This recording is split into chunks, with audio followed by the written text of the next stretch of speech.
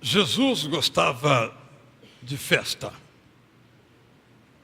Jesus gostava de frequentar casamentos.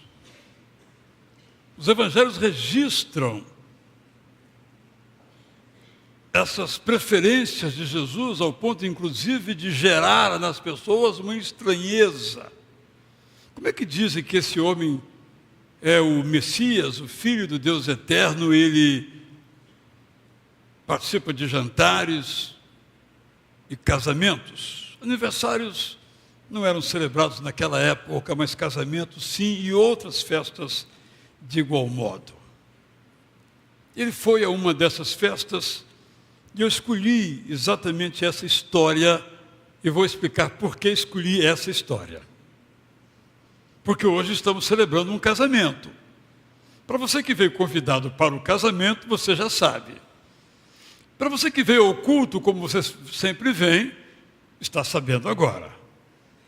Estamos celebrando um casamento.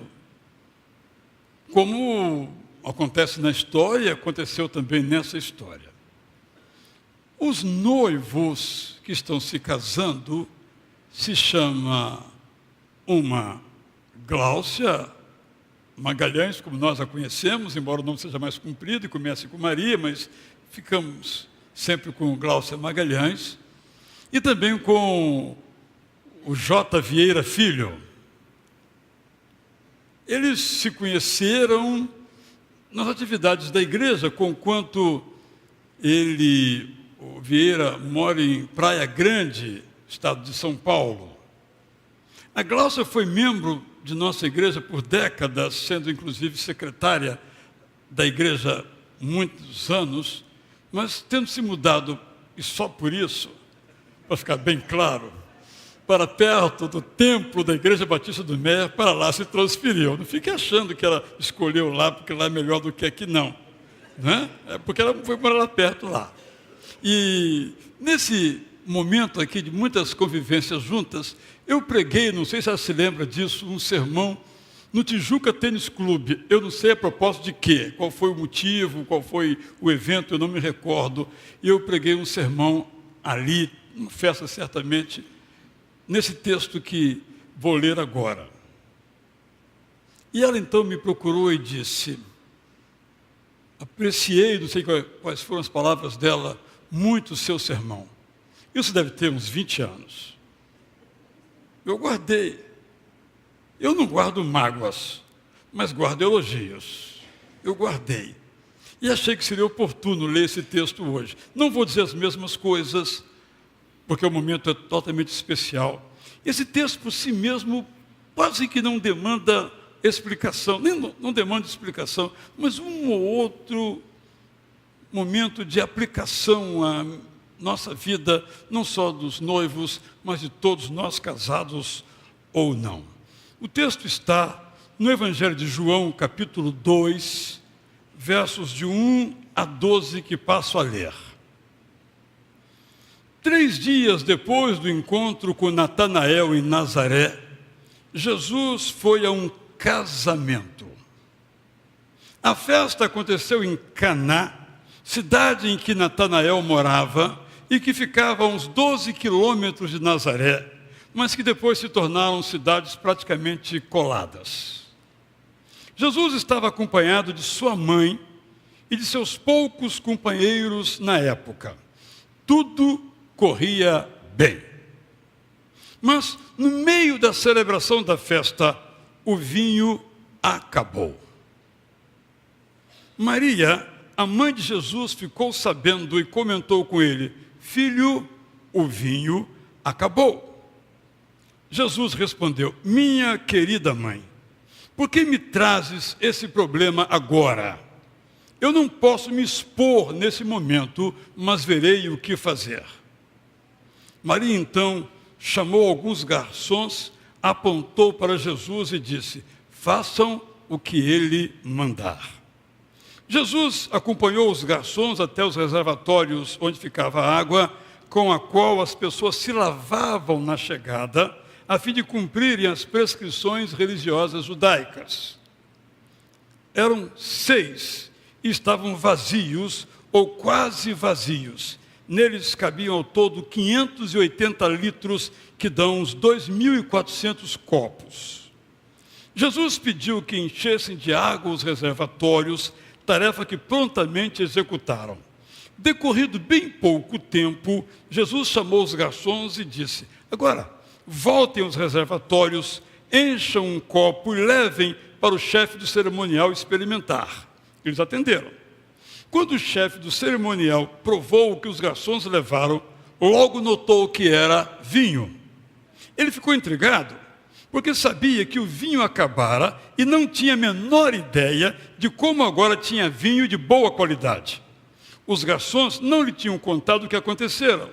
Então, o chefe do cerimonial procurou o noivo para o questionar. O costume de todos é servir o vinho mais saboroso no começo da festa. Os vinhos da safra inferior são distribuídos mais tarde, quando os convidados, depois de terem bebido muito, já não se importam mais com a qualidade do que é servido. Por isso, não entendi o motivo de você ter guardado o melhor para o fim da festa. Foi desse modo, narra então o evangelista João, que Jesus fez seu primeiro milagre.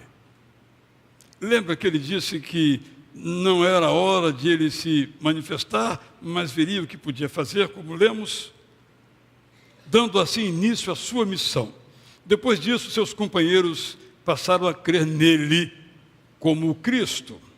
Encerrada a festa, Jesus e seus companheiros retornaram para suas casas.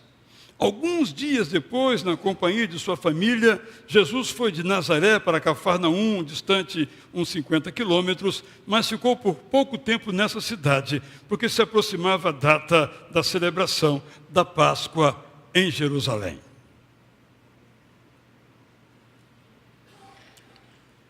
Se Jesus não tivesse nascido, é o título de um livro de James L. Kennedy muito intrigante, no qual ele mostra as mudanças, as autênticas revoluções por que passaram as sociedades porque Jesus nasceu. Então ele pergunta: e se Jesus não tivesse nascido? E a pergunta que eu faço agora é: e se Jesus não estivesse naquela festa? Imagine você, noivo, noiva, pai, pais, enfim, a família, convidam todos os seus amigos. Os mais simples, os mais importantes, e evidentemente era um tempo de ostentação. As famílias iam mostrar o seu poder, o seu prestígio, o dinheiro que tinham. Era uma hora também desse outro lado humano de mostrar, ostentando aquilo que eram. E parte integrante era a bebida, comida e bebida.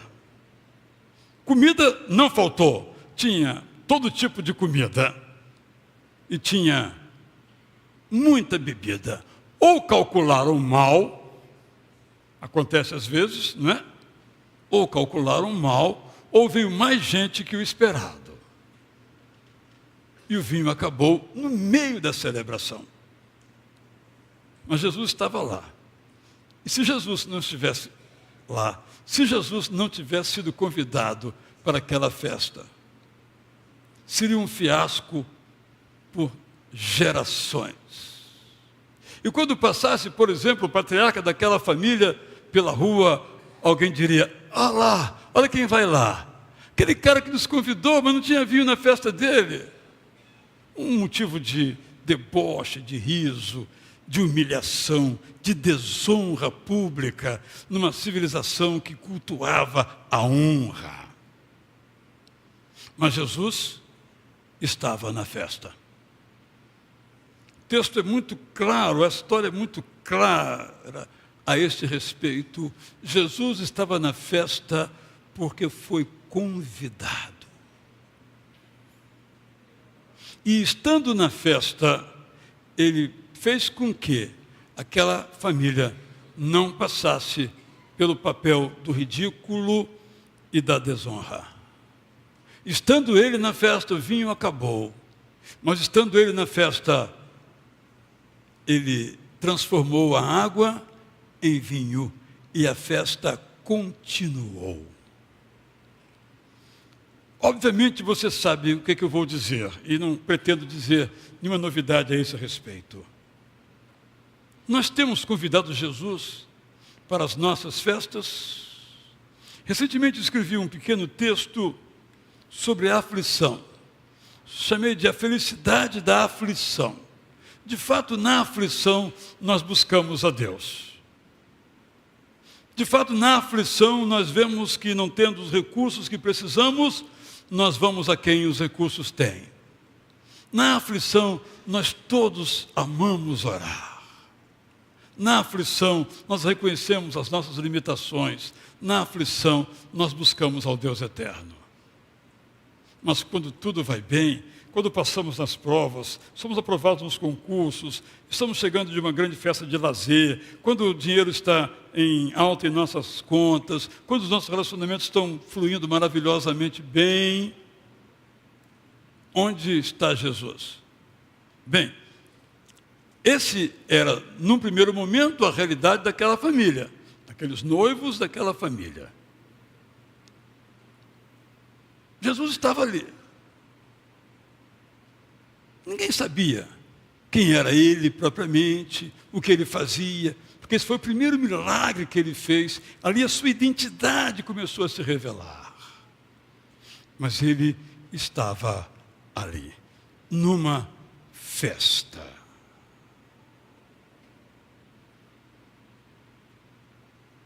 Eu lhe pergunto, nós convidamos Jesus também para as nossas festas?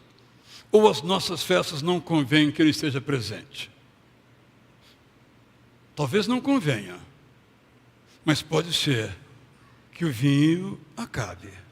Pode ser que a alegria termine, pode ser que a tristeza se agigante diante de nós, sem podermos saber como agir, como proceder. Eu não preciso dizer a você, convide Jesus para a sua aflição, porque isso você já faz. Eu já faço isso. Mas estou aqui para lhe dizer, convide Jesus para quando tudo vai bem. Porque amanhã pode ser que não vá. Mas se ele estiver bem, quando tudo estiver bem, será ainda muito melhor. Mas se ele estiver e as coisas ficarem em dificuldade, ele vai transformar aquela dificuldade e a alegria vai continuar. Penso que o resumo da vida, talvez pudéssemos colocar numa só palavra: conexão. Nós precisamos estar na festa ou no hospital, em conexão com o Deus eterno. E ali nós seremos sustentados, alimentados. Se houver necessidade de um milagre, ele fará. Mas se não houver, ele continuará alegrando as nossas vidas. Gláucia e Vieira, que é como ele gosta de ser chamado. Hoje é dia de festa. Possivelmente será festa quase todos os dias da sua vida. Mas só será realmente festa que mereça esse nome se Jesus estiver presente. Vocês sabem disso. Mas às vezes o sucesso, às vezes o ir muito bem em todas as coisas, nós passamos até a achar que as coisas vão bem porque nós conseguimos.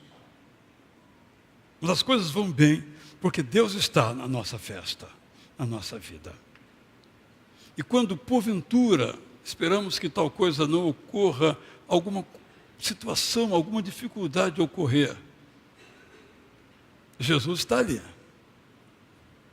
E é muito interessante quando Maria é acionada, ela chama os atendentes da festa e diz o seguinte: olhem para ele, façam tudo o que ele mandar. E o que ele mandou foi bom ou foi ruim? Obviamente, nada que Jesus nos mande fazer é ruim. É sempre absolutamente bom. Podemos descobrir isso no sofrimento, mas não precisamos sofrer, porque temos a palavra de Deus que nos diz. Podemos descobrir isso lendo a palavra dele, mantendo essa conexão ou comunhão ou amizade com ele. Aí a vida realmente triunfa e vai bem. Como diz a música antiga, não é? Com Cristo no barco, tudo vai muito bem, mesmo quando a tempestade parece que vai nos tragar. Alguém se lembra, atravessando um rio ou um mar, de Jesus, quando vai tudo bem, o cruzeiro está maravilhoso, o navio está muito bom, comida farta. Mas é nessa hora que também precisamos dizer que Jesus está ali. Tem um lugar para ele. Ele estava numa cadeira, lá sentado. Tinha um lugar para ele. E isso fez toda a diferença naquela festa. Que Jesus que continue com vocês, porque eu sei que está.